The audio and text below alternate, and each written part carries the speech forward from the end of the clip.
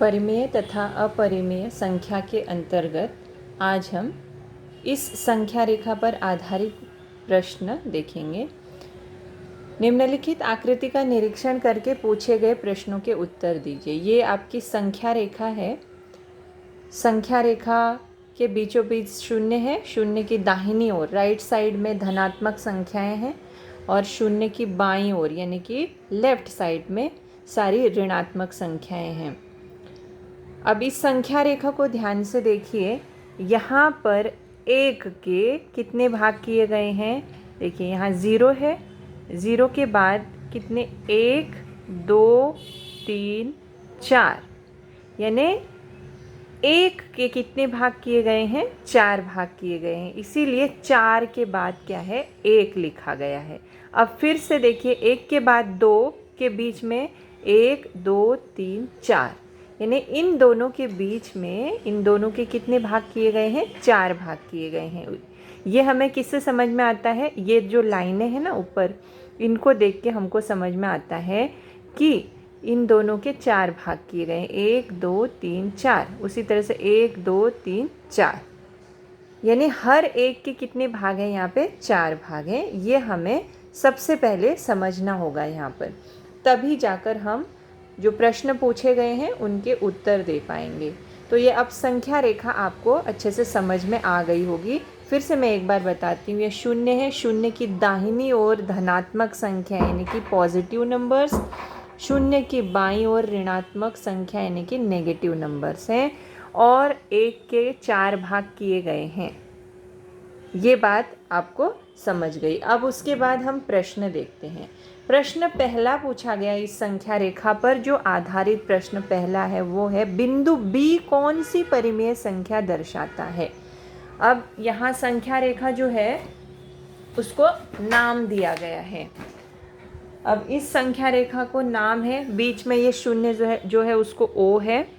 उसके बाद ये एफ है, इसको नाम दिया गया है एफ, और इसको इसके पहले वाली ये जो लाइन है उसको है सी।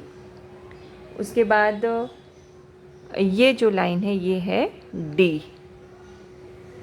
ये लाइन को नाम दिया गया है डी। इसको हम थोड़ा सा डार्क कर लेते हैं जिसके नाम लिखे गए हैं। तो ये डी है, ये सी है और ये एफ है। उसके बाद बाएं साइड में भी आएंगे तो बाएं साइड में भी यहाँ ये -1 है। फिर -1 के बाद यहाँ पर जो ये संख्या है, यहाँ जो रेखा है उसको नाम दिया गया है ये वाली, इसको नाम दिया गया है ई। इसको मैं थोड़ा डार्क करती हूँ, ई। ये ई है। और उसके बाद ये ए है और ये जो है वो है बी।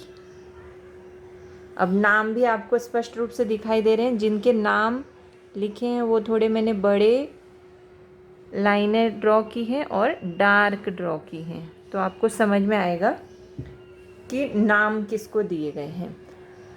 पहला पूछा गया, बिंदु बी कौन सी परिमेय संख्या दर्शाता है? अब बिंदु बी कहाँ है? यहाँ है। यहाँ है मतलब कहाँ है? शून्य के लेफ्ट साइड में, और शून्य के लेफ्ट साइड में सारी संख्याएं ऋणात्मक संख्याएं हैं। और एक के कितने भाग किए गए हैं? एक, दो, तीन, चार, चार भाग किए गए हैं। यानी कि हम कैसे लिख सकते हैं इसको? ज़ीरो, फिर हर एक पार्ट कितना है? 1/4, यानी शून्य 1/4, 2/4, 3/4, 4/4, यानी कि 1 -1। फिर उसके बाद इस तरह से हमको आगे बढ़ना होगा। तो यानी हर एक को कितने भाग करने हैं? हमको 4 भाग करने हैं। तो यहाँ हमको क्या दिखाना है? बी कौन सी परिमेय संख्या दिखा रहा है? ये दिखाना है। तो हम गिनते जाएंगे, 1, 2, 3, 4, 5, 6, 7, 8, 9, 10। 10वें नंबर पर बी है। तो 10/4। 10/4 क्यों आया? अभी आपको मैंने बताया कि हर एक जो है वो कितने भागों में विभाजित है? 4 भागों में विभाजित है। तो इस तरह से हम लिखते समय ऐसे, ये वाला 1/4 है, -1/4, -2/4, -3/4, -4/4, -5/4, -6/4, -7/4, -8/4, -9/4 और -10/4।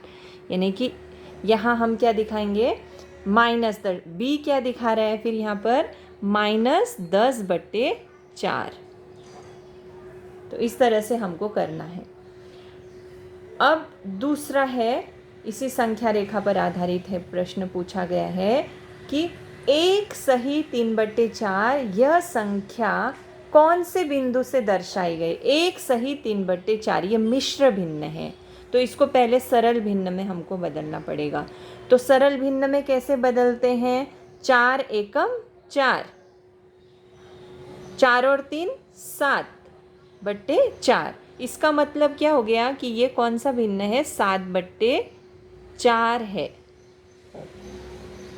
देखिए 4 एकम 4, इन दोनों का गुणा करते हैं। हम ये सीख चुके हैं पहले छोटी कक्षाओं में, छठी कक्षा में, कि मिश्र भिन्न को हम सरल भिन्न में कैसे बदलते हैं। इन दोनों का गुणा करते, 4 एकम 4, 4 और 3 इनको जमा करते हैं, जो उत्तर आया 3, 7/4। यानी इसका जो सरल रूप है वो है 7/4। यानी हमको इस संख्या रेखा में क्या दिखाना है, 7/4 यह संख्या कौन से बिंदु को दर्शा रही है।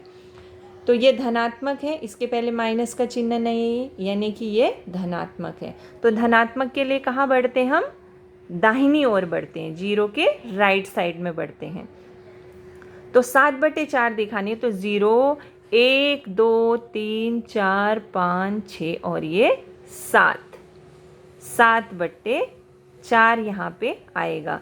तो यहाँ 7/4 आएगा, तो ये 7/4 को दर्शाने वाला बिंदु कौन सा है, सी। तो हमको यही पूछा गया है कि कौन से बिंदु द्वारा दर्शाई गई है, यानी कि यहाँ हम लिखेंगे बिंदु सी। उसके बाद बिंदु डी द्वारा संख्या 5/2 निरूपित की गई है, क्या यह कथन सत्य है।